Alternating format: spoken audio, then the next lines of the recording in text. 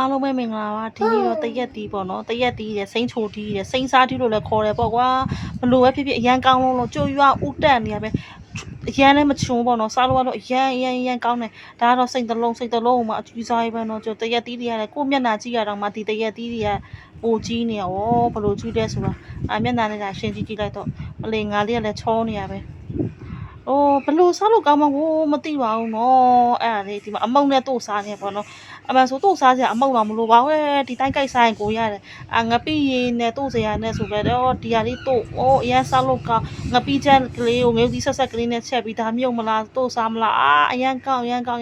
ဘလို့ကောင်းလို့ကောင်းမှာကိုမသိပါဘူးနော်အဲ့ဒါကြောင့်မလို့ရောင်းရမလားပေါ့နော်မာယူလိုချင်မာကစီပီကိုကြွပါရှိသေးလားမရှိသေးလားတော့မသိပါဘူးစီပီမှာမေးလို့ရပါတယ်နော်စီမာလာပေးပါဈေးလုံးကအစားဖြေပေးပါမယ်ဟိုကတရက်တရရောင်းရလို့စားလို့ကောင်းရောင်းရလို့တော့ခါကြတော့လေနောက်မှအကြောင်းပြန်ပေးပါမယ်မာယူလို့စားချင်မှာကတော့တကယ်ကိုကောင်းပါတယ်စိမ့်ချိုလို့စားကြပါစိမ့်ချိုတီးဒီယာဒီနဲ့အရန်ကြိုက်တယ်ပေါ့နော်မိုးလေးရွာလိုက်နေလေးပူလိုက်နဲ့ဘယ်လိုလဲအရန်စားလို့ကောင်းပါတယ်ဘိုင်